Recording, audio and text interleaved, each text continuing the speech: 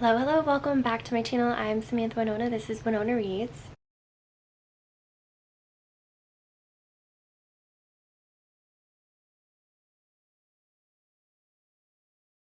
It is almost the end of April, the last week I believe, and so that means May is around the corner, and as some of you may know, May is officially AAPI month, where you read Asian American and Pacific Islander authors. So I decided to curate a list of stuff on my shelves that I already have, things that I have read and loved, things that I haven't gotten to yet but I want to add to my spring TBR, and some of them are already on my spring TBR.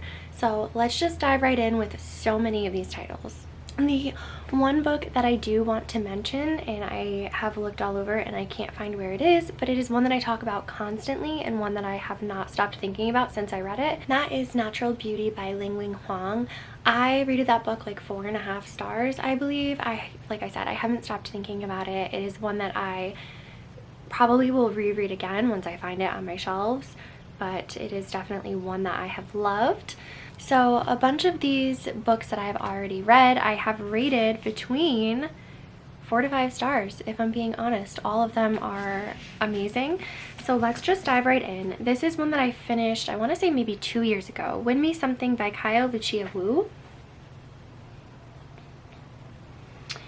This was so good. It's hard to explain. This one, there isn't a lot that happens, but it's kind of sort of like a character study, I would say. An Asian girl starts to work for a white family, and it just talks about the different dynamics between cultures and society, and I just thought this was an amazing commentary, and I don't see that many people pick this up, but I would recommend this so many times over. It was wonderful. Another one that I of course read and loved, and you guys I'm sure loved as well, Tomorrow, Tomorrow, and Tomorrow by Gabrielle Zevin. She also wrote The Storied Life of A.J. Thickery, which I also loved. This is wonderful storytelling. I've seen it a little bit controversial about, you know, if enough happens in it, but I could not put it down once I started it. It was so intriguing, but also a different, like, gaming concept was so different from anything I've read.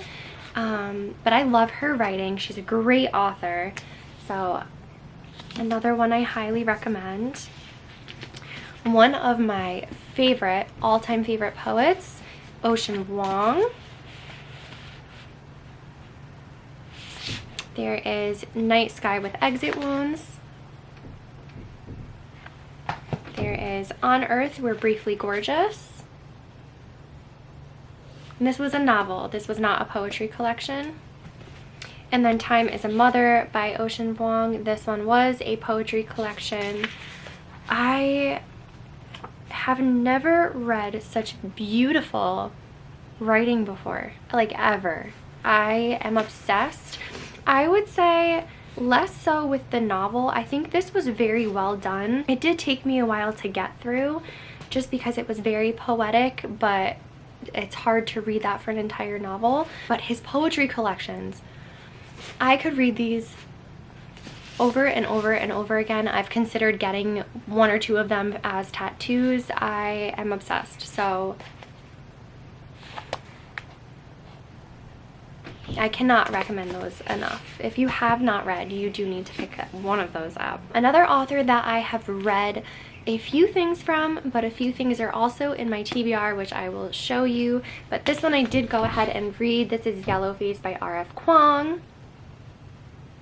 This has been talked about a bunch as well. This is a commentary on stealing people's work. It has to do with an Asian author and a white author who steals her friends. I don't think they're considered friends, but she steals her friends' manuscripts that are out in the open, and it talks about, you know, what is the claim of making something your own and actually fabricated from yourself, and just that idea of originality. And there was so much to unpack, and I'm gonna recommend all of these, but I thought this one, and this was so fast-paced too for me, and I've seen some people say that it wasn't that fast, but I flew through this. So That is a great one. I think that's a great one for the summer too. I feel like I read that at the end of summer last year, and it just, I don't know, it just read so easy. Another one that I loved is a translated piece, Lonely Castle in the Mirror by Mizuki Sujimura. And this was such an interesting concept. It had a little bit of fantasy and, well, not a little bit. There's definitely the, I would say not fantasy, science fiction, where 7 students go into a mirror in their room, and it's a portal to this castle, and it has to do with different generations fitting into society, fitting into school, and I just love the way that it wrapped up at the end. This was so amazing. I couldn't really get into it in the beginning just because I think I wasn't in the right headspace for it. Like, I had been reading other stuff, and so this kind of came out of left field, and so I had gotten it on audio and I had started listening along, and then I put the audio down because I was so invested in it, and I just sped through the ending. It was so good. But I do recommend the audiobook as well for that. It was definitely easy to follow along too. Another one that I loved, I would reread this again as well. Oh my goodness. The Memory Police by Yoko Ogawa. You guys, you have to read this. You have to read this. I remember seeing this all over Bookstagram. I feel like maybe when I started getting invested into Bookstagram and really caring about like my posts and not just having it be like a once every couple months thing. And this was like on repeat. Everybody's post, they were talking about it, and I had bought it and then like put it to the side. And I had finally picked it up maybe a year or two ago, and another one that I just flew through. Such an eye-opening concept. It's so different and enjoyable, and I just can't even think of that many adjectives to describe. It's just so good. You just have to read it. So good. And another one is Trick Mirror by Gia Tolentino. As you can see, this is another one that I did thoroughly enjoy. It's a nonfiction piece. They are essays about everything, and I also feel like I could reread it again because while I know that there was a lot that stood out to me clearly, I don't remember a lot of the concepts and discussions that were had in it. But the back does say it is a cultural criticism, and I think that's the best way to put it. The writing is very clear. It's definitely a voice that needs to be spoken, and I just think she did it the right way. When you have an idea set and then you read a book and it's out for everybody else to see, and you're not sure if they're going to understand the concepts or if it's going to be perceived the way that you hope it would be, I feel like this was, and it just hit the mark so good. So definitely recommend Trick Mirror. And another series that I loved was by Alka Joshi, The Henna Artist. I do need to read the 3rd book. I think I started the 2nd book. I don't know if I finished it, but I loved this one. I think I have to go back and reread the 2nd, but I loved this. The storytelling in this, it's good on audiobook, it's good physical copy. You get so invested. It's so good. Please go read those. These are some of the ones that I have on my shelves that I want to get to, some sooner than others. Let's dive right in. I feel like a lot of these are ones that people have seen, but I also think here and there I pick up things that maybe aren't as popular. Let's just dive right in. The first one is The Border of Paradise by Esme Wang. I can't think of who it is on Instagram. I'm gonna have to look and tag her handle. But she always has the best recommendations for AAPI authors, but also just like books that make you think. They are ones that like leave your mind thinking after, and when you put it down, like I think I got Natural Beauty from her. Just those recommendations are so awesome. It tells an epic story of the Nowak family spanning booming post-war Brooklyn to colonial Taiwan to rural North Carolina. The moving novel unravels a troubled family's legacy and unforgettable immigrant experience. And this is one that I haven't seen that many posts or summaries, or I haven't seen it in wrap-ups. The format is a little different too. The chapters kind of look like different family members, which is interesting. And it is blurbed by Carmen Maria Machado. So if you like that author, she blurbed it. Another one that I have on my shelves is House of Sticks by Lai Tran. It is a memoir, and this is about coming from Vietnam over to the US. And this is set back in the 90s. So I was born in 91, so it doesn't give me a great understanding of the 90s. I mean, not until the end. This definitely is interesting, not only for the immigration aspects, but also just that 90s culture. And I love the blurb on the front. It just says, "This is a book that gives us light." And I think that's so sweet. And I also just love the cover. I think this is going to be very eye-opening. Another one that I've been dying to get to, and I honestly might pick up this weekend, is The Book of Goose by Yin Yun Lee. This is a award winner for the PEN/Faulkner. This is another post-war. It has to do with two friends. As children in a war-ravaged backwater town, they built a private world invisible to everyone but themselves. And it just goes through fame, fortune, and grief. I've been wanting to pick this up for a while, and this just feels like a spring read and perfect for AAPI. So another one is Jonah's Okay. I've had this on my shelves. It was supposed to be a March read, and I still haven't gotten to it. I did try to get into it one night and read like the first couple pages, and I just wasn't in the headspace for it. So, but this one is Chinese American woman who works in an ICU and just has a lot going on. And I think this is something that I feel like our generation could probably very much relate to. It says, witty and perceptive, disarming and emotionally resonant, here is a fully realized portrait of a woman. I love that. I love that. So that is definitely one to get to soon. Another one that I picked up a while ago and still have not gotten to is Disorientation by Elaine. I'm not sure how to say the middle one. Sai, or just Sai, Elaine Sai Chow. This is a story of 29-year-old PhD student. After years of grueling research, all she has to show for her efforts are junk food addiction and stomach pain, send up of privilege and power, and a profound reckoning of individual complicity and unspoken rage. Asks who gets to tell our stories and how the story changes when we finally tell it to ourselves.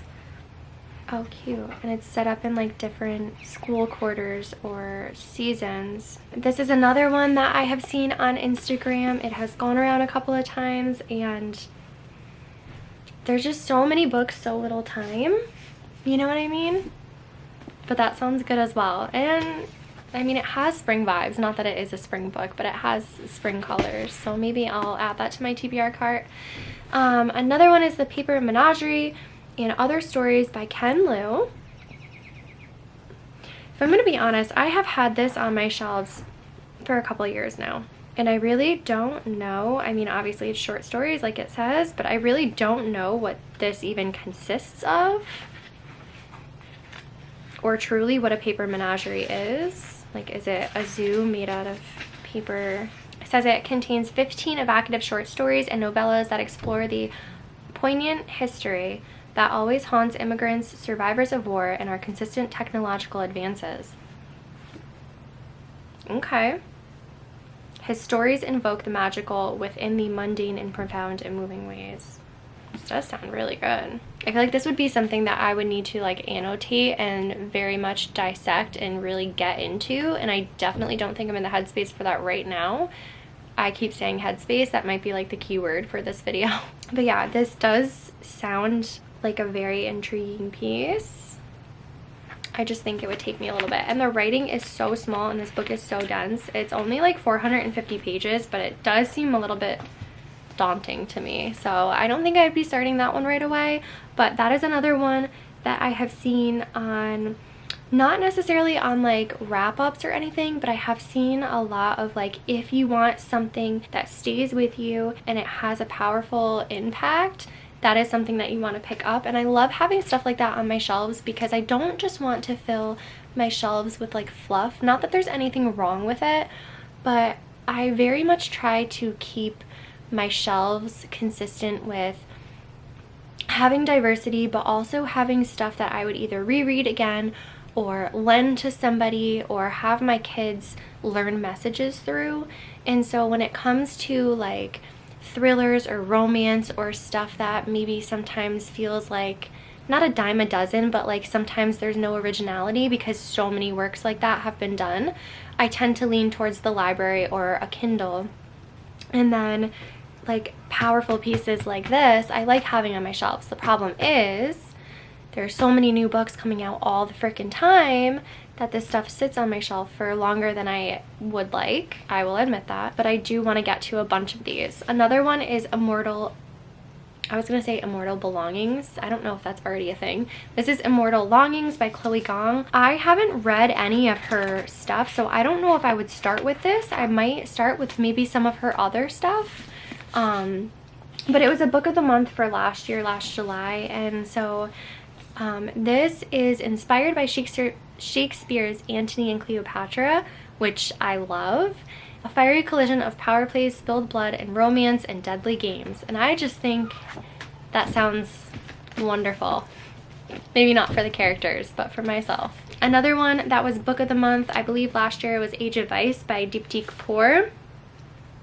And this just sounded so fun too. I don't know how I haven't gotten to it, probably because it's over 500 pages and it looks a little bit scary. But this was January 2023, so long overdue. But this is another, oh, what's that? Oh, a bookmark. Yeah, this has to do with family and power, and it's just another one that I feel like maybe I would be in the mood for. I'm getting like out of my romance and into like sci-fi fantasy feelings, but like also sometimes leaning toward literary fiction. So I am very much a mood reader and my head is just all over the place, if you can't tell. A couple more. This one is already on my TBR. Haruki Murakami, Norwegian Wood. This was my author pick for my spring TBR / like April-May TBR. So I do want to get to this relatively soon. It says it blends music, the mood, the ethos that were the 60s with a young man's hopeless and heroic first love. And that sounds so sweet. This would be my first Murakami read, but I do have some other ones. I have Kafka on the Shore over there behind me. So that was my author pick, and I am going to be getting to that. I am. It's on my TBR. I'm going to get to it. I need to start getting back on my TBR. I had like a huge romance fling, and now I need to reel it back in. Another one is Jade City by Fonda Lee. One of my prompts for my spring TBR was start a new series, because apparently I have time for that. So this is on my shelf.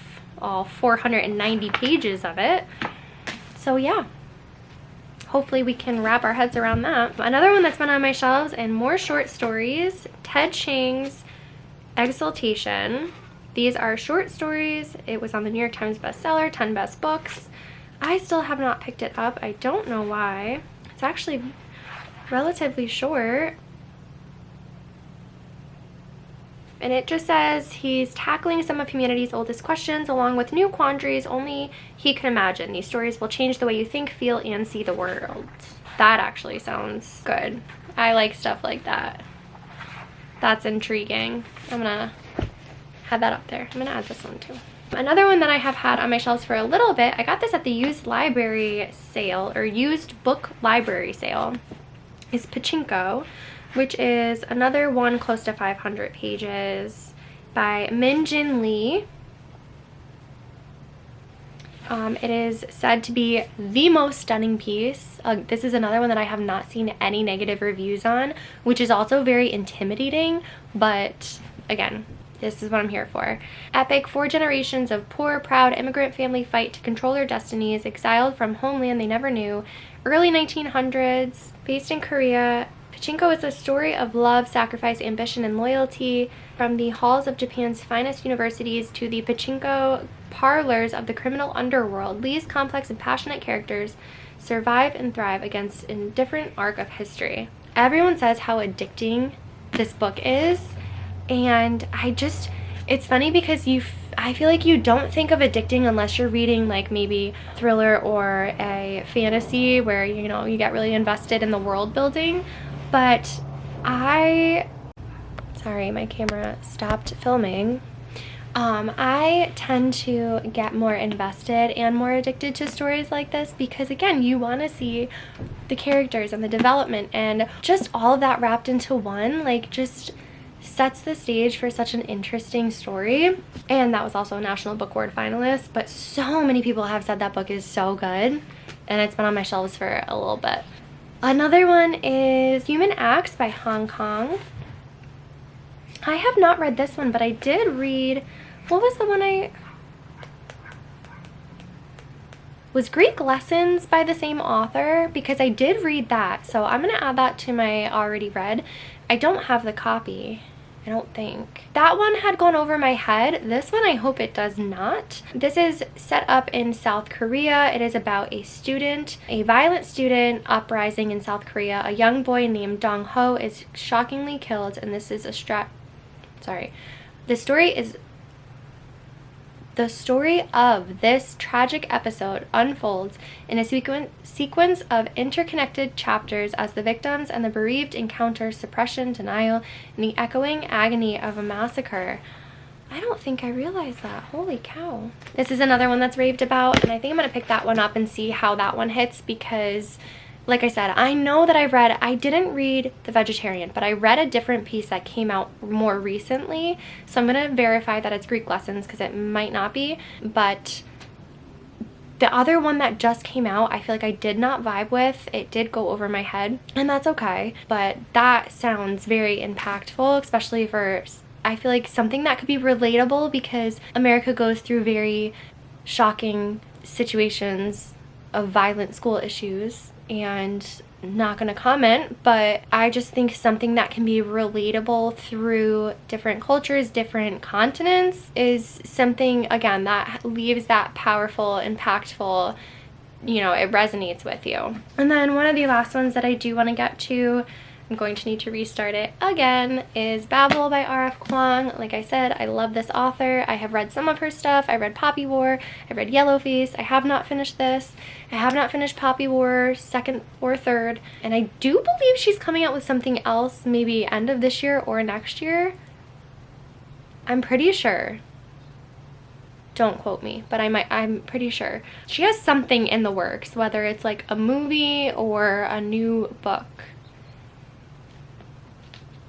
I don't think I'm making that up. I feel very confident in that, so I'm gonna look and see. But I've been meaning to get to this. Everybody knows it's already on my spring TBR cart, so your girl just needs to sit down and focus. But these are a bunch of books for AAPI month. Let me know what you are reading in May. I know we still have like a week and a half, but get your TBR carts ready. I'm excited to see what you pick up. Let me know if you have read any of these and what you loved. Yeah, I look forward to seeing. So have a good weekend and keep reading, and we will talk soon. Bye.